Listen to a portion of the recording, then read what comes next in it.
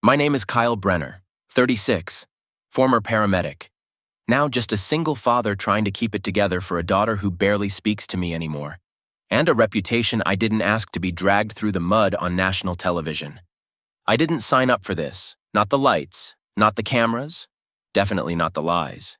It started when my ex-wife, Madison, was cast on a rising reality series, Second Chances. The producers billed it as a show about reconnection and emotional healing for broken families. What they didn't say is that it thrives on spectacle. Betrayal sells, regret sells more. And when you add a child into the mix, ratings soar. Madison was always a natural performer. Even back when we met at a disaster response training, she knew how to command attention. People said we were the perfect couple. She was the ambition, I was the heart. That was before her career in PR exploded, and before she decided that ambition needed someone wealthier, more connected, more camera-ready than me. Enter Sean McAllister, her ex before me. A hedge fund golden boy with a square jaw and a network of media ties. She left me for him 2 years ago. But now, thanks to Second Chances, she wanted us all back together. For the cameras, at least. The twist? She brought our 10-year-old daughter Lily into it. America wants to see real emotion, the producer told me during our first day of filming. They want truth, pain, resolution. But I knew better. They wanted drama. And Madison was ready to deliver. The first few episodes were mild, surface-level drama. Madison pretending we could be friends, me pretending not to care, Sean lurking just out of frame, smirking like he already knew how it would end. But today?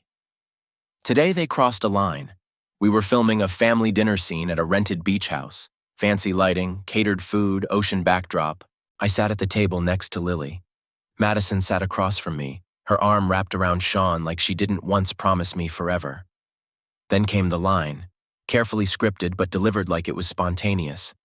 Sean leaned forward, all charm and fake warmth. You know, Lily, it's okay if you want to call me Dad. The air collapsed around us. I felt my spine lock. Madison smiled like it was the most natural thing in the world, and the cameras zoomed in. But Lily didn't say anything for a few long seconds. Her fingers tightened around her fork. Then she looked straight at Sean, and her voice, soft but razor sharp, cut through everything. I already have a dad, and he doesn't pretend for cameras. The crew froze. Sean blinked like he'd been slapped. Madison's jaw tensed just enough to betray her composure. Me? I didn't say a word, because in that moment, my daughter fought a battle I didn't even know she was ready for. But I also knew this wasn't over. Not by a long shot. I didn't sleep that night. Not really. Not even with the waves whispering outside the cheap hotel window the producers stuffed me in. My brain just wouldn't shut off, replaying Lily's words, Sean's stunned face, Madison's carefully masked fury. And through it all, that damn red light on the camera kept flashing in my memory, always on, always watching. The next morning, I got a knock on the door at 7. Not a polite knock, a producer knock. Mr. Brenner, we need to go over footage. Of course they did. I threw on jeans, didn't bother with a shave.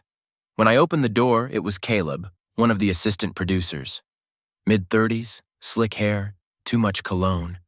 Always smiling like he wasn't the one feeding lines through hidden earpieces. He led me to the editing suite, a temporary setup built inside the beach house's garage. Wires everywhere, smell of coffee and desperation. 2 editors were already scrubbing through yesterday's scenes like surgeons looking for tumors. Just wanted to get your sign-off, Caleb said, gesturing toward a screen that showed the dinner scene. I watched as Sean's line played again. You know, Lily, it's okay if you want to call me Dad. Then Lily's brilliant reply, cutting through the fake warmth like a blade. You're running this?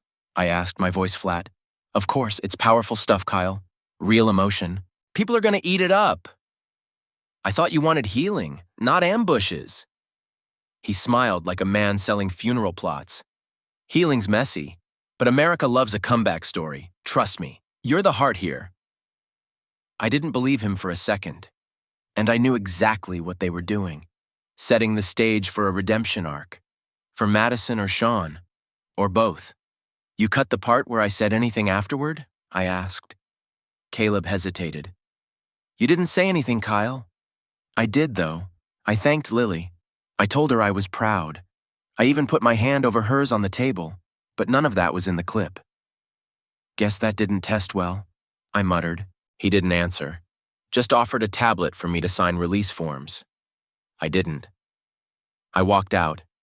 Back at the hotel, Lily was curled up on the bed with her sketch pad. She didn't look up when I entered. You okay? I asked. She nodded, still sketching. What are you drawing? She hesitated, then turned the pad around. It was a rough pencil sketch of the dinner scene, the table, the candles, Sean with his fake smile, Madison with her wine glass, me, eyes down. Lily had drawn herself with a lightning bolt in her hand. That's strong, I said, sitting beside her. I don't like him, she whispered. He keeps staring like he's trying to figure out what I'm thinking. I put my arm around her. He doesn't matter, you know that, right? She nodded but didn't look convinced.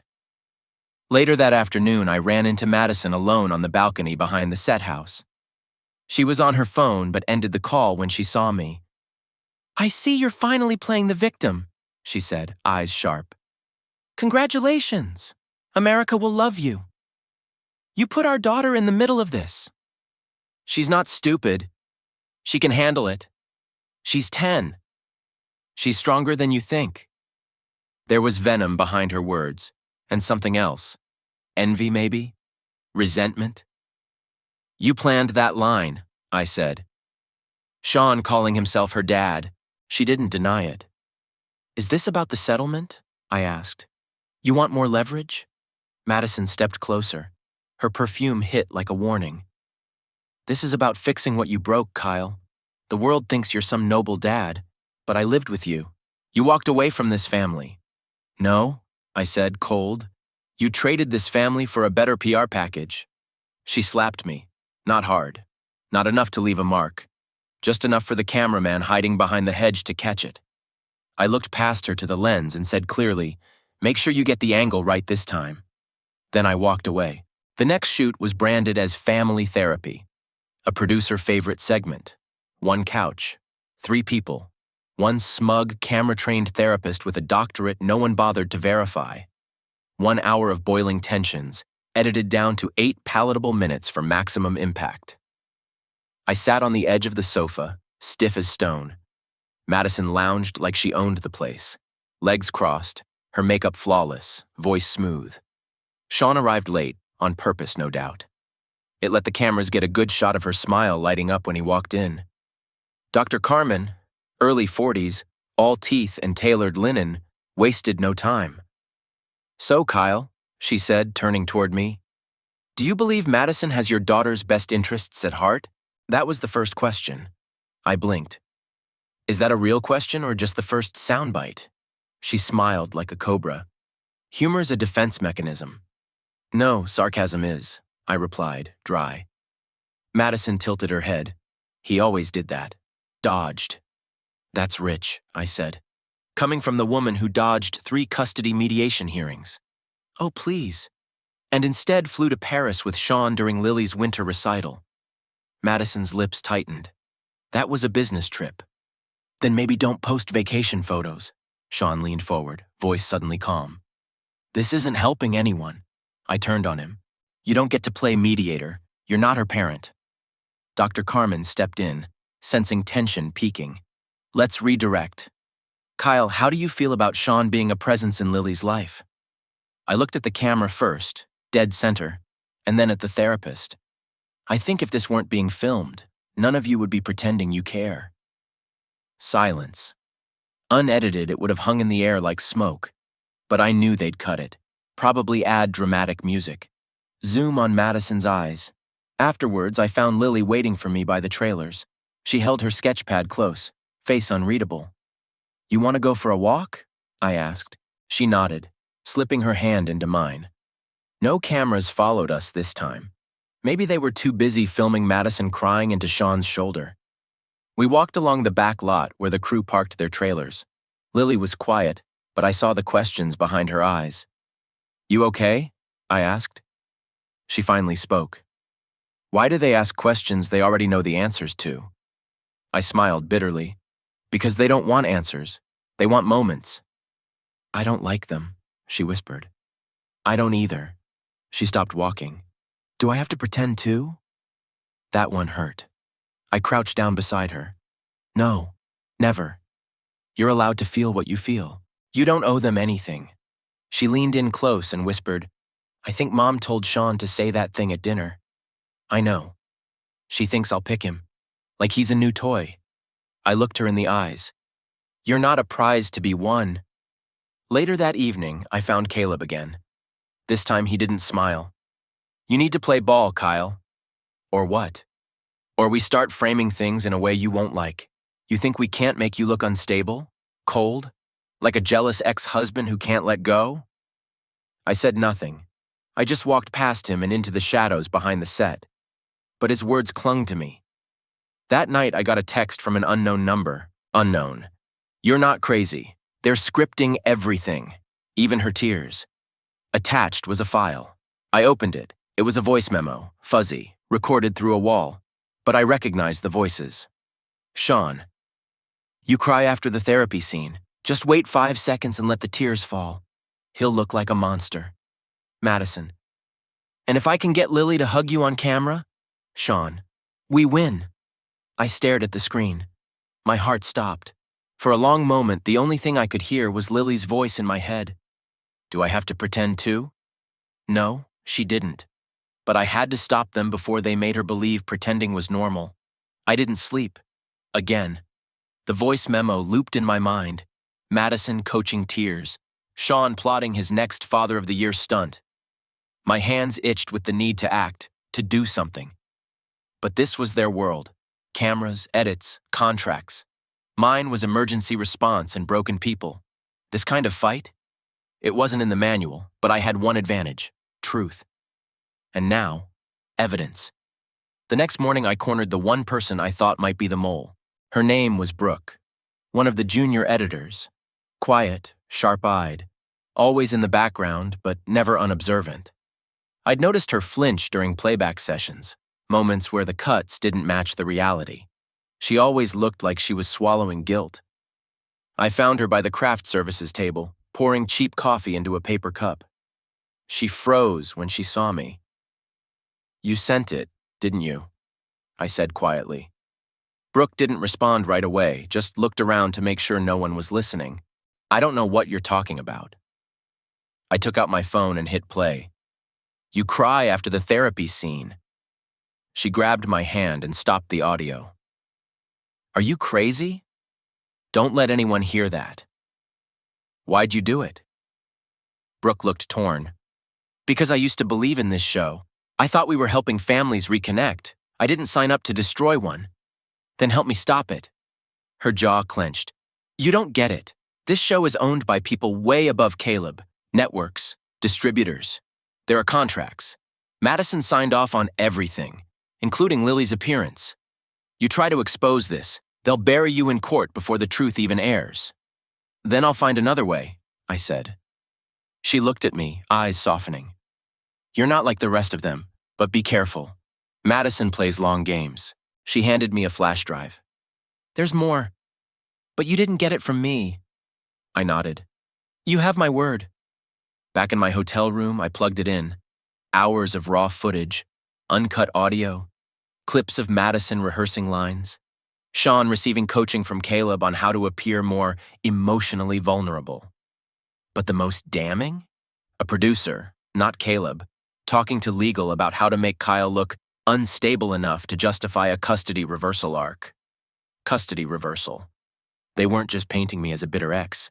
They were building a case for Madison to take Lily away from me, permanently. That was the real goal. I stared at the screen, frozen. My fingers trembled over the keyboard. For the first time in years, I felt the kind of fear that didn't come from bleeding wounds or crashing ambulances. It came from helplessness. Lily, my daughter, my whole world. They wanted to script her love out of the story. Later that evening, Caleb caught up to me outside the filming tent. He looked confident, too confident. Heard you've been snooping. I folded my arms. Heard you've been coaching performances. He smirked. This isn't a rescue call, Kyle. It's a production. You don't like it? Walk. You mean quit and let you spin the ending however you want? He stepped closer. You think anyone would believe your side? America loves a comeback, and Madison's already halfway there. You're just a brooding has-been with no career living in the past. You forgot one thing, I said. Caleb raised an eyebrow. What's that? I'm also a father, and I don't care if you frame me as the villain. I'm not letting you rewrite my daughter's life. I walked away before I could see his reaction. That night, Lily crawled into bed with me. It had been months since she did that. I had a bad dream, she whispered. I brushed her hair back. It's okay. I'm here. Are they going to make me say I like Sean? She asked. My throat tightened. Only if you let them. But you don't have to. Not for anyone. She nodded and pressed her face into my chest. I don't want to be on TV anymore.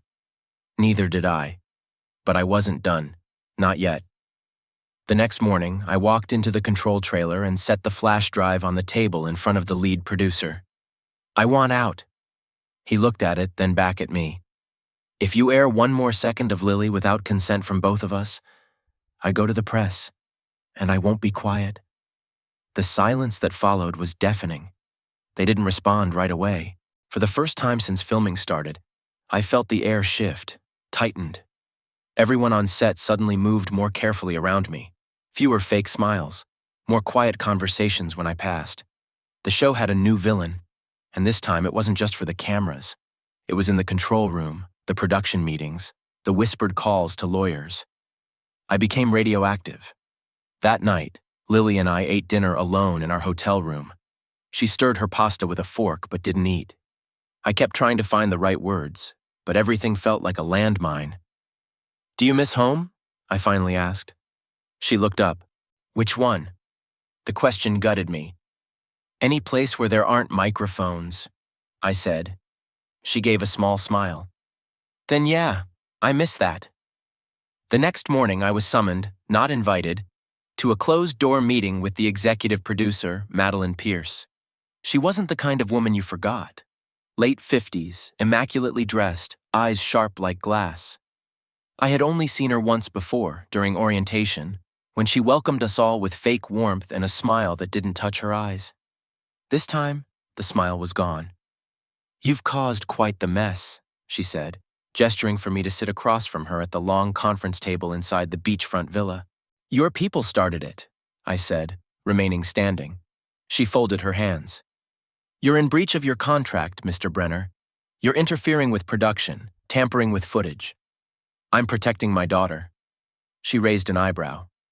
You signed a full participation agreement. Not for this. Not for weaponizing a child on national television. There was a pause, just long enough for her to decide whether to threaten or negotiate. Let's be honest, she said. You're broke.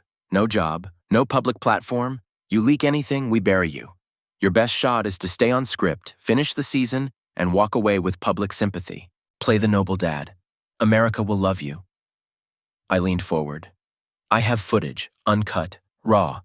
You go after Lily again and I don't go to the press, I go to a lawyer, and I drag your network with me. Her eyes narrowed. For the first time, she looked like she'd lost control of the board. You've made a mistake, Kyle, she said. No, I replied. You did. As I left the villa, Caleb brushed past me with a smirk. I knew this wasn't over. The next scene scheduled for filming was a beach picnic. Candid reconnection, the itinerary called it. But when I saw the setup, blankets, lights, 2 cameras hidden in dunes, I told Lily we weren't going. We stayed back in the hotel, played Scrabble, and let the cameras shoot sand. Later that evening, Brooke met me outside the back entrance of the editing trailer. She wore a hoodie and looked over her shoulder every few seconds. I'm not supposed to be seen with you, she said. Then make it quick. I overheard them talking, she whispered. They're switching strategy. If they can't spin you, they'll push harder on Lily, paint her as confused, lost, needing a stable maternal figure. My blood ran cold. They want Madison to look like the only one who can save her. Brooke nodded. They're cutting you out emotionally. You'll still be there, but cold, Distracted, overwhelmed. They'll let Madison pick up the pieces. They want custody optics, I muttered. Brooke handed me another flash drive. They started filming extra confessionals. Just Madison and Sean. Late nights. Framed in warmth, fake vulnerability. It's already being stitched together. I didn't say thank you. I just took it and walked away. Later, I sat in the dark hotel room and watched the footage. Madison crying in front of a fireplace, talking about how hard it is watching Lily suffer. Sean with his sleeves rolled up, pretending to talk off camera, saying he just wants to help raise her in a calm, safe space. It was sickening. They were building a character assassination, and they'd made me the final act. I knew what I had to do. I called the one lawyer I trusted, Marcus Daniels, a family attorney I'd worked with during the original custody battle. He was sharp, relentless, and owed me a favor. "You ready to go public?" Marcus asked after I explained everything. "Not yet.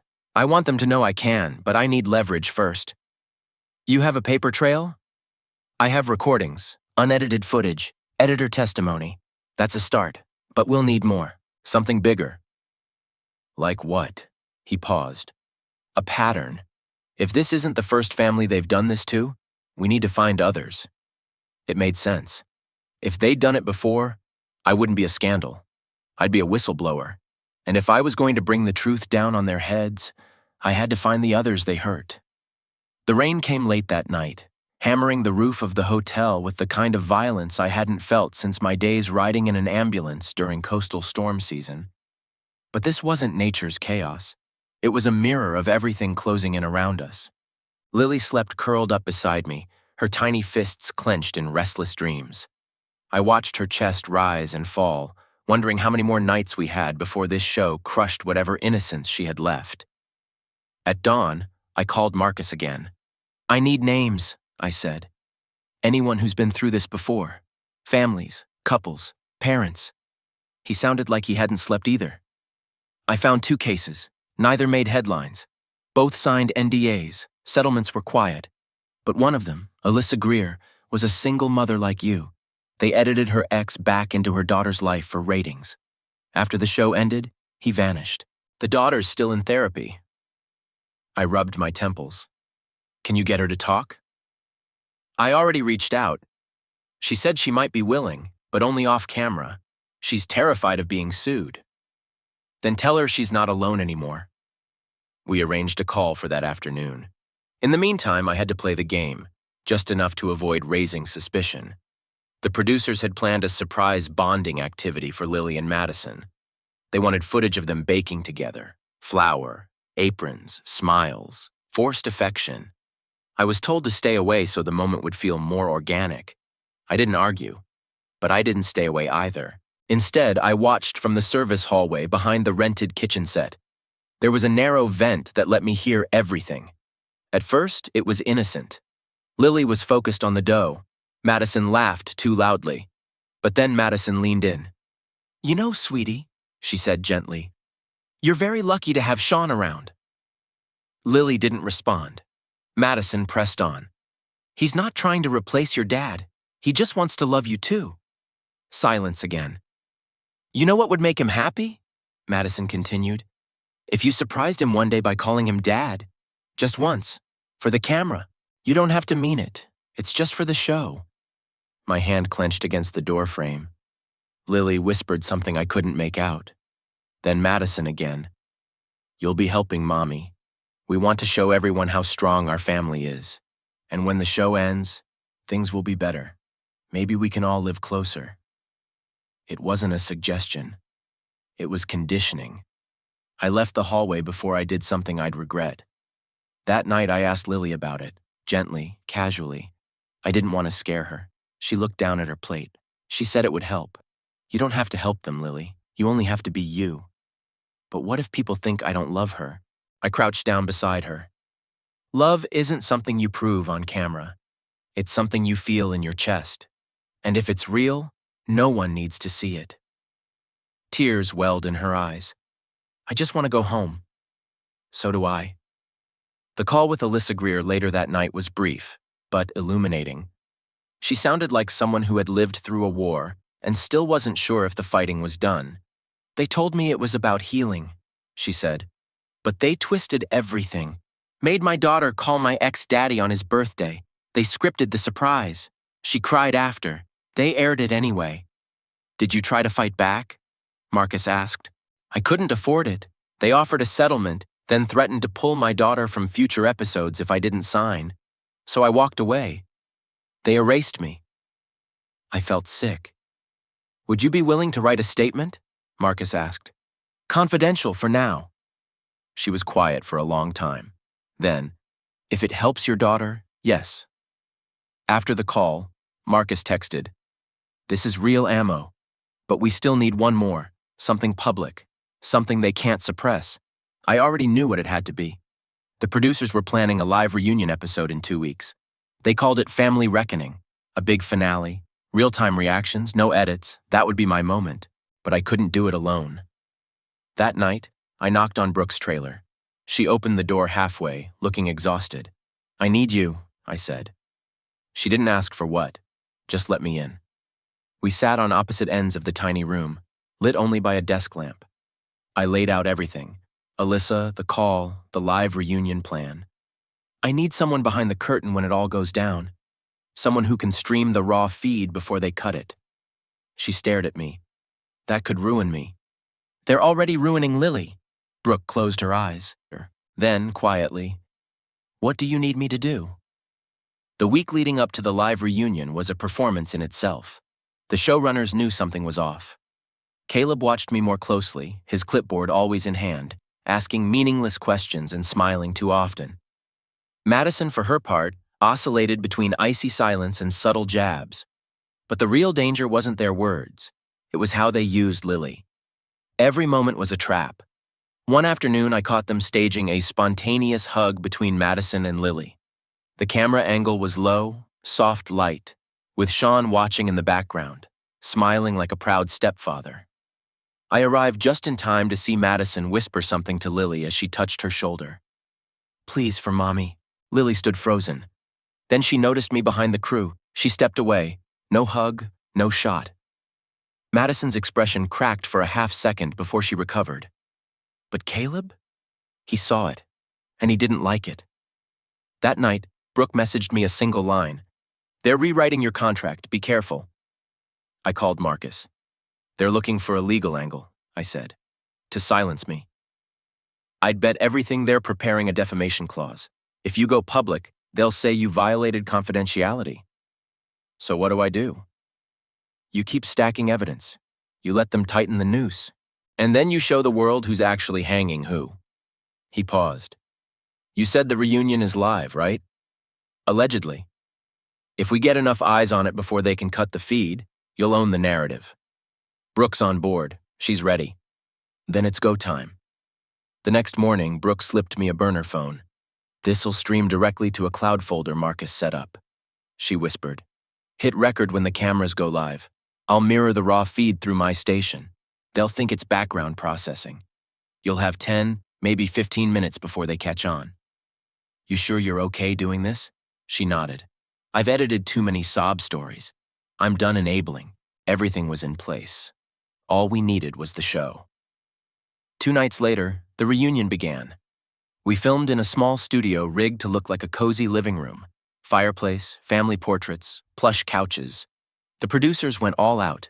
Soft lighting, pastel color grading, warm music cues between scenes.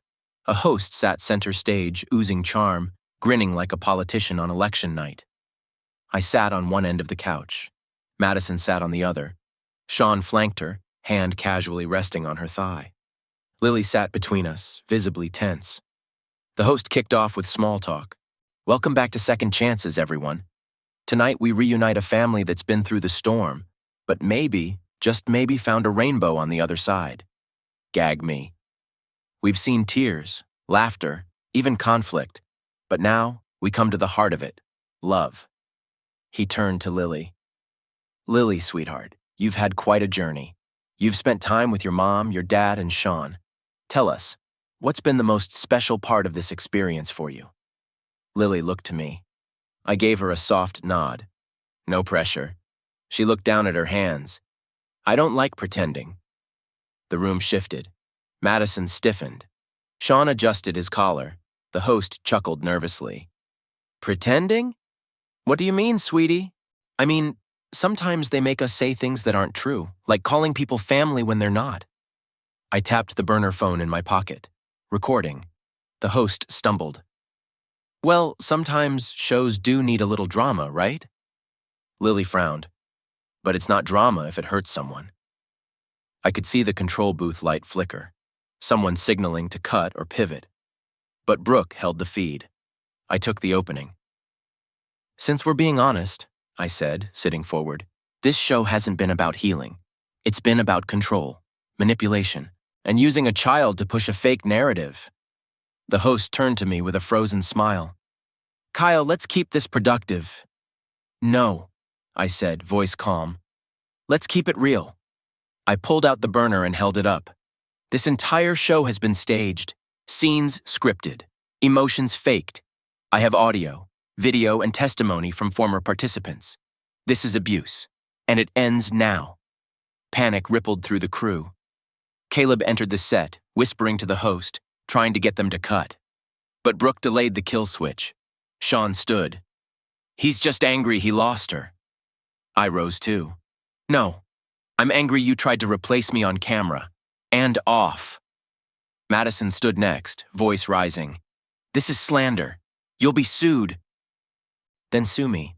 But every viewer out there just saw the truth. Security arrived. The host signaled to fade to commercial. Lights dimmed, mic feed cut.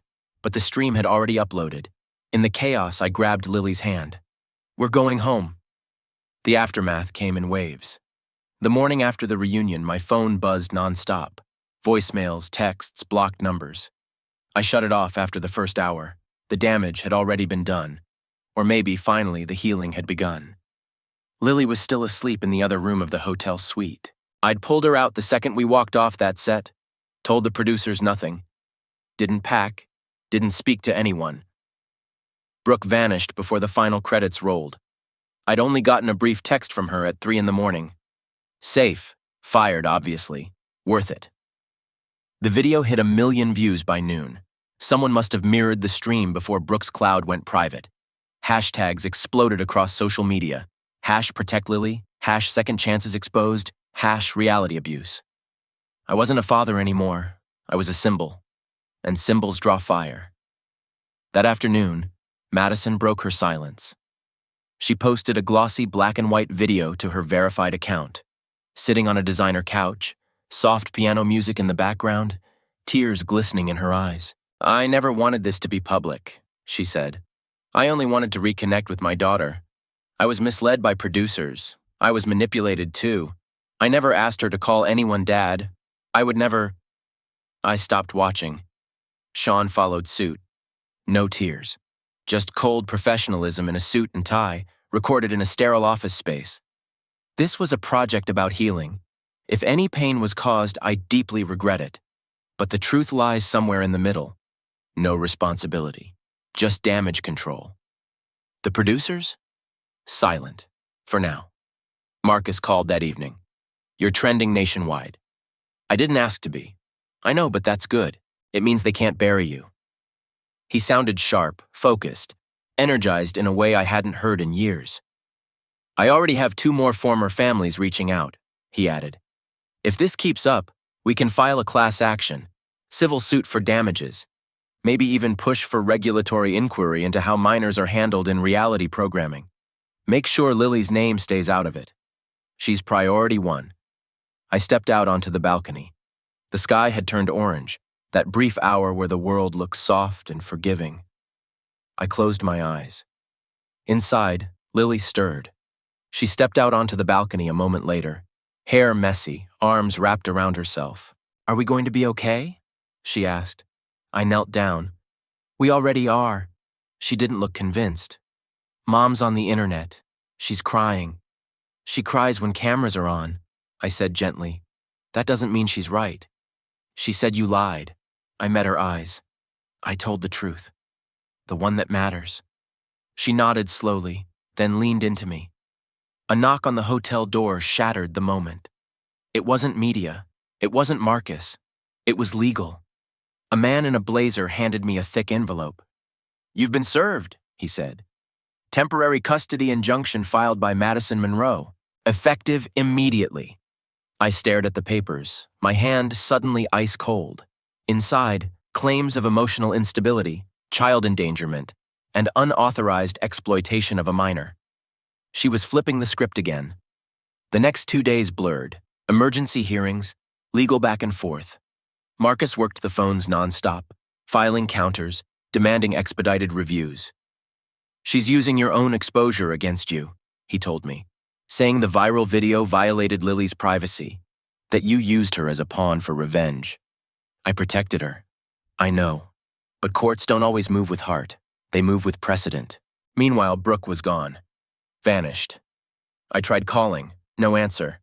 Her social media accounts were wiped, likely NDA'd into silence, or threatened into hiding. But then a package arrived at my door. No return address. No note. Just a small USB stick inside. I plugged it into my laptop. More footage. Only this time, it wasn't from the studio. It was phone recordings, secretly captured, of Sean and Madison, in a hotel room, planning. "If he exposes us," Madison said, voice low, "we flip it. Say he's unstable. Say Lily's confused. She'll crack under pressure," Sean added. "All kids do. We just need her to hesitate on camera." "You think we can win custody? With the right edit? We don't even need the truth." I froze. This was the final nail. I called Marcus. "I have it, everything." "Good. Then we're not waiting anymore." The courtroom was too cold for a spring morning. I sat beside Marcus at the defense table, my suit borrowed, collar stiff, palms sweating. Across from me, Madison looked like a Vogue cover. Black dress, pearl earrings, and a hollow kind of dignity. Sean was beside her, silent, hands folded like a gentleman in mourning. This wasn't family court. This was theater. The judge, a lean man with thinning gray hair and permanent frown lines, flipped through paperwork as if our lives were resumes. "Mr. Brenner," he said, not looking up, "you've been accused of violating the privacy of a minor and acting in a manner inconsistent with custodial responsibility. Do you understand the seriousness of this hearing?" "I do, Your Honor." Madison's lawyer rose, voice like a dagger wrapped in silk. The footage that went viral was not sanctioned. It featured a minor in emotional distress, and we have reason to believe Mr. Brenner orchestrated its release for personal gain. Marcus stood next. "Respectfully, Your Honor, what the footage revealed was systematic exploitation of the child, of the father, of the entire family by a network that has yet to address its involvement, and we have proof." The room shifted. Whispers, scribbling. Madison's expression twitched. Marcus produced the USB. "Contained here is a private conversation between the plaintiff and her partner, Mr. McAllister. In it, they openly discuss manipulating the child and framing Mr. Brenner as unstable. I submit it under seal for Your Honor's review." Madison's lawyer objected. Sean stood, whispering furiously. The judge waved them down. "Submitted," he said. "We'll recess for 30 minutes while I review the contents." I glanced toward Madison as the gavel hit the bench. She didn't meet my eyes. Outside the courtroom, Marcus leaned against the wall and exhaled. "It's strong. If he accepts it into evidence, this case crumbles. And if he doesn't, then we go nuclear." My hands trembled slightly. "I just want Lily safe." "She is, for now. You're doing everything right." We returned to the courtroom 32 minutes later. The judge looked changed. Not shaken, not emotional, just focused. He cleared his throat. "Let the record show the audio submitted by Mr. Brenner's counsel is admissible. The court finds that the plaintiffs engaged in premeditated manipulation of custodial optics and emotional coercion of a minor for media advantage." Madison's face turned to stone. Sean's jaw flexed. "Accordingly," the judge continued, "I am denying the motion for temporary injunction. In addition, I am ordering a temporary pause on any further public appearances involving the minor without mutual parental consent. Custody arrangements will remain as previously established." I let out the breath I didn't know I'd been holding. We'd won the round, but not the war. After the hearing Cameras waited outside like vultures, microphones shoved in my face. I didn't speak, just held Lily's hand and kept walking. Marcus caught up as we reached the car. We need to keep pushing. They'll retaliate, and the network has deep pockets. I'm ready. He nodded. We'll file the first motions for permanent protective status over Lily next week. No more cameras, no more producers. Back at the hotel, Lily curled up under a blanket on the couch, watching cartoons with the volume barely audible. Are they done? She asked. Not yet, I said. But we're stronger now. She turned toward me. Will I have to go back on TV? Never again. She smiled. Not the big kind, just a small, honest one. The kind I hadn't seen since before all this began. Later that night, a message popped up on my burner phone. Unknown. Number.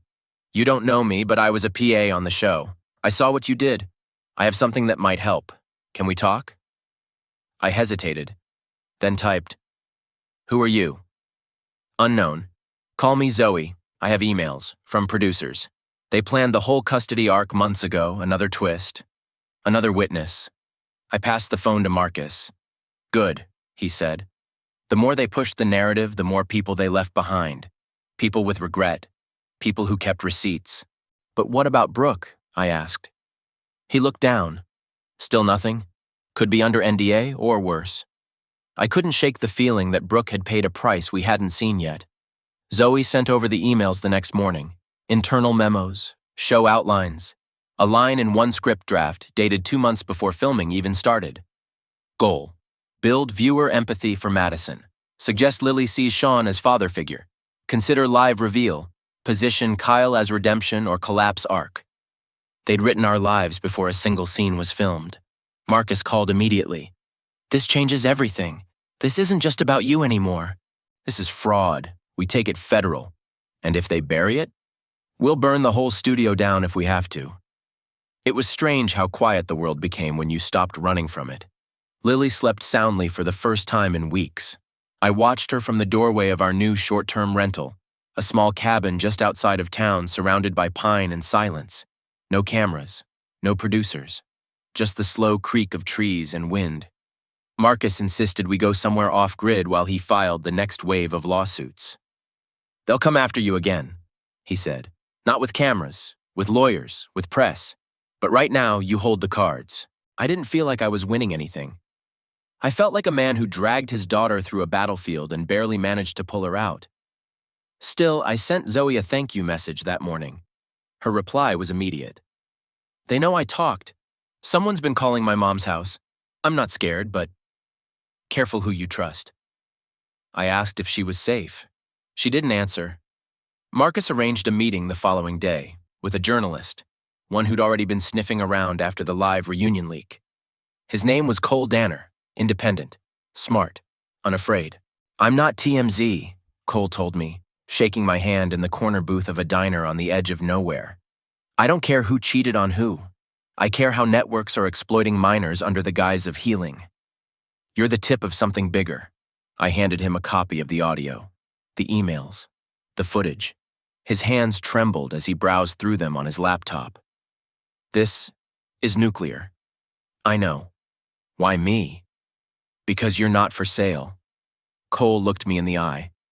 If I publish this, they'll come for me too. I'll go on the record. That changed everything. Within 24 hours, Cole ran the first article, not a scandal piece. A feature. The Price of Reality, How One Father Exposed the Industry's Darkest Lie. It went viral within 6 hours. Networks couldn't kill it. Too many people were already sharing screenshots. Marcus used the moment to file for an emergency hearing, a motion for a permanent court order to prevent any use of Lily's image in any current or future programming without explicit dual parental consent. By evening, 2 more former show families had come forward. Anonymous, but corroborating Zoe's evidence. But the network hadn't gone quiet. They were regrouping. That night, a black car idled outside our rental for over an hour. No plates, no movement, just headlights off and engine humming. When I stepped outside, it slowly rolled down the hill and vanished. I didn't sleep. The next morning, a letter arrived at Marcus's office from the network's legal team. Any continued dissemination of confidential content will be considered a breach of contract and subject to civil and criminal penalties. Marcus forwarded it to me with a note, desperate and scared. But nothing shook me more than what came next. A voicemail from Brooke. Her voice was hushed, shaky. They're watching me. My lease was terminated. I think they're tracking my phone. I didn't sign anything, but I'm not safe. Kyle, if anything happens to me, don't stop. Don't let them erase what they did. Then static. Then silence. Marcus was already on the phone, calling in favors from a private investigator. "We find her," he promised.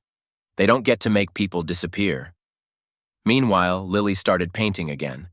Nothing complicated, just watercolors, trees, a small blue cabin, a yellow sky. She asked me, "Can we stay here forever?" "I hope we can," I said. But hope doesn't hold up well against lawyers. The court date for the motion came fast. We were told Madison would appear in person, so would a representative from the network. The hearing wasn't filmed, but the courtroom was packed. Press lined the hallway. Madison arrived in a beige pantsuit, no makeup, hair pulled back, playing modest. But her eyes were still sharp, still calculating. She didn't look at me once. Marcus stood and laid out everything, the timeline, the emails, the coaching, the scripting. Then he introduced the audio. The judge listened, silent and impassive. Then Madison's attorney stood and delivered a masterstroke of rehearsed indignation. "This is a character attack," he said. "My client was misled by producers. She was promised a safe, respectful process. The footage was taken out of context. Her parenting may not be perfect, but no one's is. And dragging her through this spectacle in public is, frankly, what we're accusing the network of doing." I watched her closely. No twitch, no shame. Then it was my turn. "I didn't want to be here," I told the court. "But I had to be, because no one else protected my daughter. Not the producers, not the showrunners, not even her mother. They used her." I pulled out a photo, one Lily painted. "I just want her to live in this world, not the one they wrote for her." The judge called for a recess. The decision would come in 48 hours. Back at the cabin, Lily waited with cookies and milk. "I made you the blue ones," she said. "The green ones are sad." I smiled. "Then I'll take blue." I ate 4 before I realized I was crying. The ruling came early. I was brewing coffee when Marcus called. His voice came sharp, awake, fired up. "You got it," I froze. "The protection order?" "Granted, full restrictions. The court has barred the use of Lily's image, voice, and likeness in any form of media, past, present, or future, without joint written parental consent. That includes all unreleased episodes, promos, and streaming reruns." I sank into the cabin chair. "They can't use her anymore." "More than that," Marcus said. "The judge cited the leaked materials, emails, audio, Zoe's notes, as establishing a pattern of calculated emotional exploitation. This isn't just a victory, Kyle, it's a door." "A door to what?" "Civil liability. You're not the only one with a claim now. We've got 2 families officially signed on to the class action. And Cole's second article drops tomorrow, this time with names." I stepped outside to clear my head. Birds chirped like nothing had changed, but everything had. Later that day, I sat down with Lily at the kitchen table. She was painting again, this time a mountain. Tall, solid, unmoved by storms. "You're the mountain," she said without looking up. "I thought I was the dad." "You can be both." My heart did something I hadn't felt in months. It healed a little, but healing doesn't stop the fight. By late afternoon, Cole Danner's follow-up article had landed. This time, it named producers, lined up show budgets, traced connections between the network and shell companies, quoted Zoe anonymously. Even mentioned Madison, carefully, suggesting she had deeper involvement in the scripting process than her lawyers admitted. That was when Madison finally cracked. She went live on her personal account. No team, no piano music, no filters. "I want to set the record straight," she said. "I made mistakes. I didn't understand how deep the manipulation went. But I wasn't innocent either. I wanted control. I wanted to look like the perfect mother, and I let them write my daughter's life." She paused, visibly trembling. "I'm sorry. especially to Lily. The comments were split. Some praised her vulnerability. Others saw it for what it was, a last-ditch effort to salvage a brand in freefall. Marcus called again. She's trying to pivot before we name her directly. She wants to settle, quietly. She admitted guilt. No, she admitted emotion. That's different. Do we fight her? Marcus was quiet. Then, you don't need revenge, Kyle. You need peace. But if she tries to pull Lily back into this story, we go nuclear. That night, another text came through, this time from Brooke. Brooke, I'm safe, staying with a friend out of state. NDA threats got too close. I have more. Call logs, planning docs. I want to help, but we'll need whistleblower protection. I handed the phone to Marcus. She's ready. We're building a firewall, he said. The network's bleeding. If we protect Brooke, we crack the whole system. The next day, Lily and I walked through town for the first time since it all began. No disguise, no press, just a father and daughter buying books and hot chocolate. A woman at the cafe counter leaned over and said, "You did good, Kyle." I nodded, humbled. Thanks. You reminded people what a dad's supposed to be. Back at the cabin, Lily drew two figures standing at the top of her mountain, both smiling, one holding a paintbrush, the other a mug. I knew who we were. Marcus called again that evening. Brooke's in. Cole's got another family ready to speak. We've triggered a full-scale network audit. I stood at the window, watching dusk settle over the forest. Then we're not done yet. Brooke arrived 3 days later, eyes shielded behind dark sunglasses, her voice quiet but steady. Marcus had arranged a secure location for her statement. No press, no recordings, just sworn affidavits and raw truth. I started seeing the patterns 6 months before Kyle's season, she said. They didn't just tweak stories. They built narratives like movie scripts.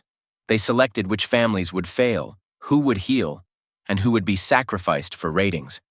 Lily was flagged as an emotional accelerant. That's what they called her, in the planning emails. My stomach turned. Marcus didn't flinch. He just kept typing. Brooke handed over printed call logs, email chains, and even partial transcripts from strategy meetings she'd secretly recorded on her phone before disappearing. They offered me money to stay quiet, and when I refused, the threat started. I nodded, jaw clenched. You did the right thing. No, she said. Not at first, but now I am. That afternoon, Cole Danner published his third article. Inside the Machine, the documents that will end reality TV as we know it. Brooke's materials weren't just explosive, they were undeniable. Her name was left out for safety, but the paper trail traced straight to the executive level. For the first time, boardroom names were being spoken aloud. Lawsuits were no longer whispers. They were headlines. The network issued a hollow press release that night. We are reviewing our internal processes and take these allegations seriously. Our goal has always been to tell authentic, uplifting stories. No apology, no ownership, just corporate varnish. But behind the scenes, they were panicking. Marcus received a call from their lead counsel. They want to meet, he told me. Privately, off the record. Why? Because they know they can't win in court, and they want to contain the wildfire. They're going to offer you a settlement. You, the other families, maybe even Brooke. I stared at him. Do we take it? I won't advise you either way, he said. But if we go public trial, it will be messy. Long, years. The exposure could bring down half the entertainment sector, but they'll fight tooth and nail. They have lobbyists, insurers, politicians. I looked over at Lily, painting on the porch again. This time, she was adding clouds to the top of her mountain. What about her? She's protected, Kyle. But you have to ask yourself, what matters more now, punishment or prevention? The next morning, we took a walk through the woods. Lily held my hand, skipping every third step. Are we going to move again? Not if I can help it, she looked up. Mom called me. I stopped. What did she say? She said she's sorry, that she didn't mean to hurt me. I knelt down. And how did that make you feel? Lily hesitated. I don't know yet. I pulled her into a hug. That's okay. Back at the cabin, I found a letter slipped under the door, handwritten, no signature. You were never supposed to win, but because you did, Maybe now someone else will too. No name. But I recognized the writing. Caleb, one of the producers, still out there, still watching. Marcus called again that evening. They raised the offer, substantial figure, lifetime gag order, immediate release from all future media claims. You'd never have to see them again. And the families? They're divided. Some want closure, others want blood. I stared at the letter again, then at Lily's new painting. 2 figures on the mountain, but now, a third in the distance. A silhouette with no face, watching. The cabin was still when I told Marcus no. I won't take the money. He didn't argue, just looked at me long and hard, then nodded once. Then we go all the way. I hung up and stared out at the mountains again. The wind had picked up, brushing the trees like they were bowing towards something inevitable. That night, I spoke to Lily. Sitting beside her as she brushed her doll's hair, I said, "There's a way this could all go away. Quickly, quietly. But it means we stop talking about it. Forever." She turned her doll slowly. "Would it help the other kids?" she asked. "I don't know. Maybe." She thought for a moment. Then, "I think we should keep talking." So we did. The next day, Marcus filed formal refusal of settlement and restructured the case into 2 arms: personal civil damages and a broader federal class action targeting corporate negligence, and the unlawful manipulation of minors in media. Cole's next article dropped within hours. He said no. The man who refused a fortune to tell the truth. The public reacted instantly. I was called everything from a hero to a fool. My inbox flooded. Some accused me of dragging my daughter through more trauma. Others thanked me for standing when everyone else had folded. I wasn't reading the comments anymore.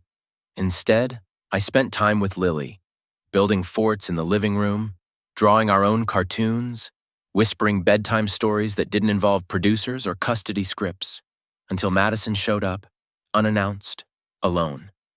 I opened the cabin door, surprised by how little of the woman I once knew was left in her face. "I heard," she said, "about the offer." I stepped onto the porch, keeping the door behind me. "Didn't take it." "I know." She looked around, unsure of her footing. "I'm not here to fight," she added. "What then?" Madison lowered her voice. "To tell you, I'm done. With the media, with the brand, with Sean, with pretending." "You're a little late." She nodded. "I know, but I need you to believe me when I say, I never meant to lose her." "She's not lost," I said. "She just stopped waiting for you to show up." That hit something. Her shoulders sagged. "I'm sorry," she whispered. "I believe you're sorry," I replied. "I just don't know if you're ready to fix it." Then I turned back toward the door. "She's asleep. Don't wake her." Madison stepped down from the porch without another word.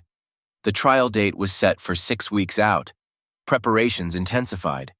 Brooke was assigned federal protection after anonymous threats escalated again.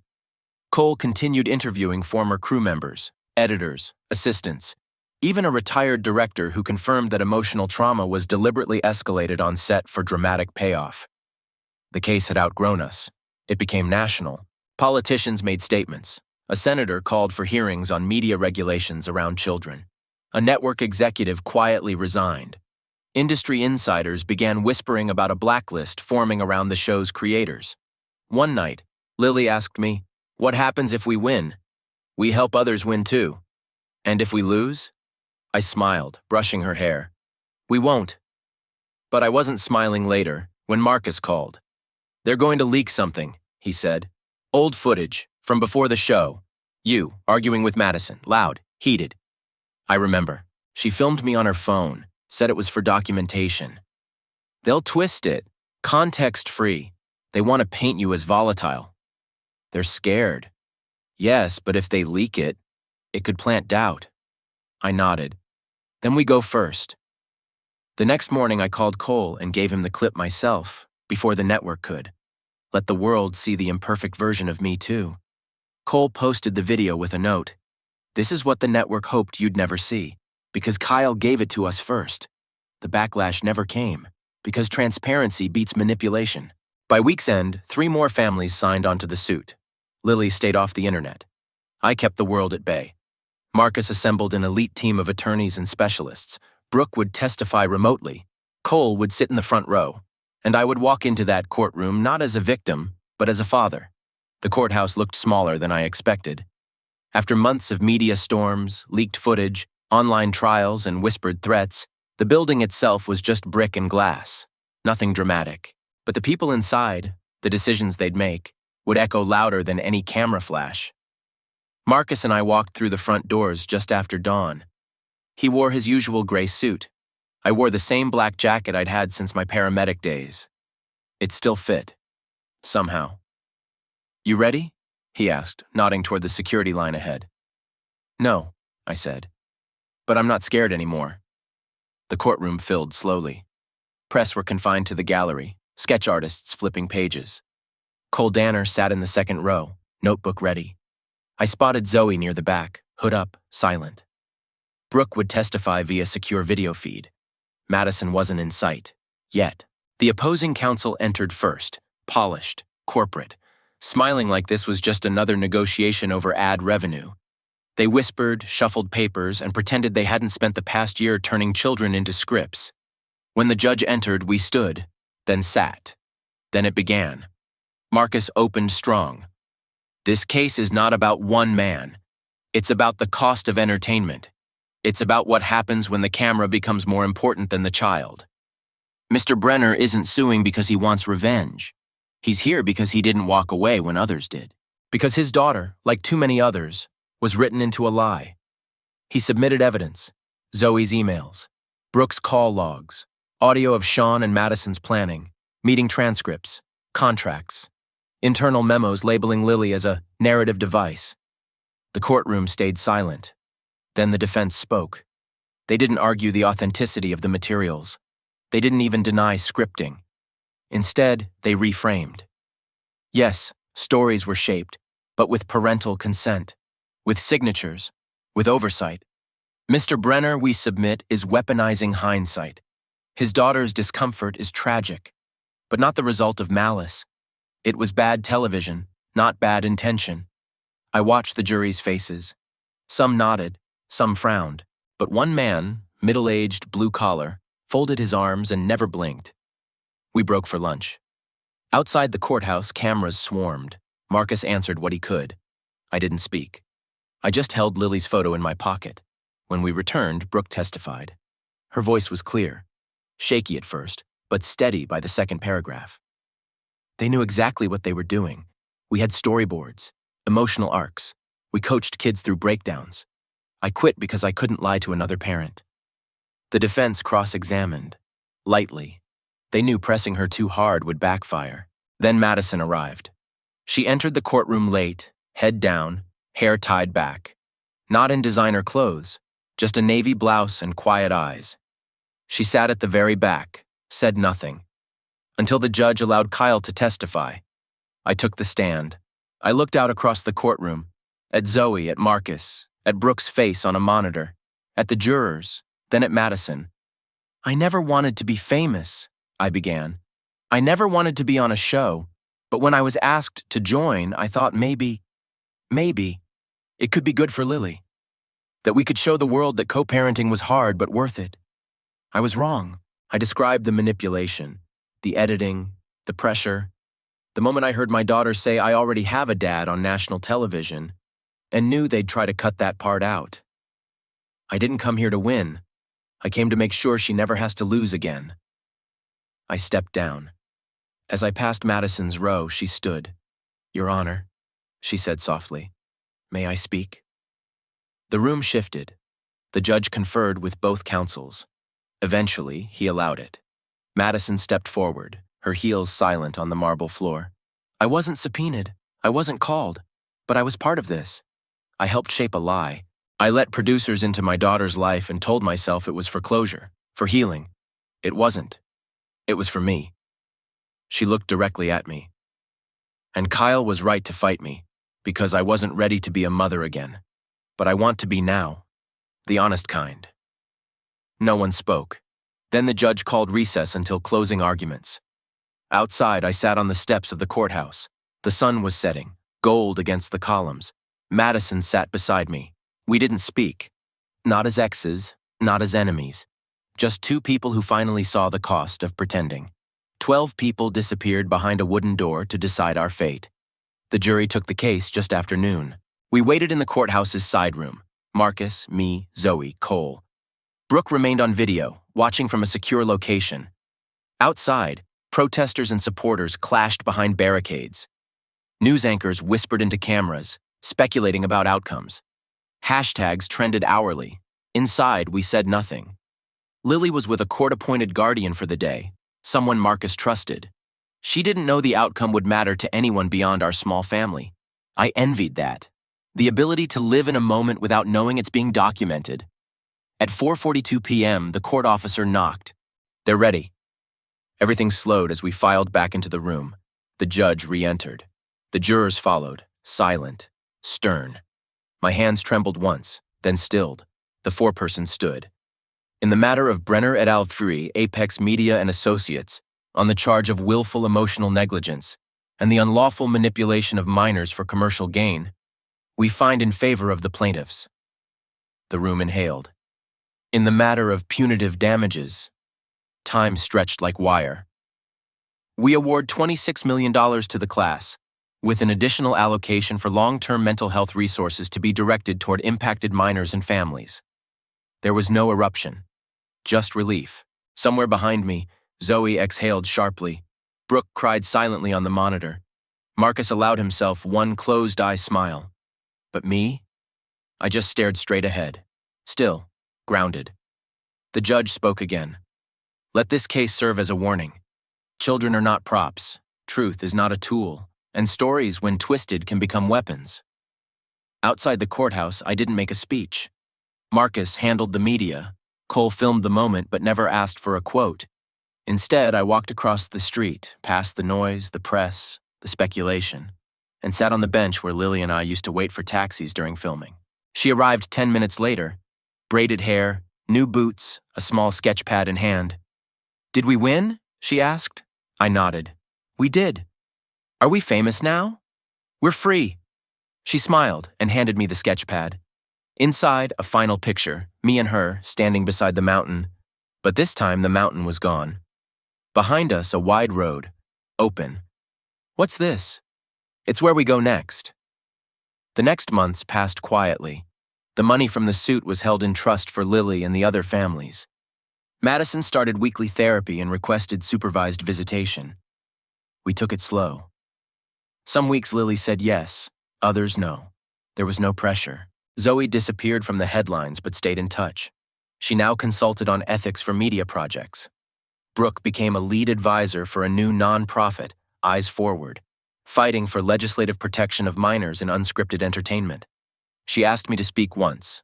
I did, once. Cole's final article in the series read, "From reality to real life, the family that changed an industry." But for me, it wasn't about headlines. It was about mornings without panic, meals without cameras, nights where Lily didn't ask what she was supposed to feel. The irony is, I never asked for a second chance. But I got one anyway. Not through a show, through her.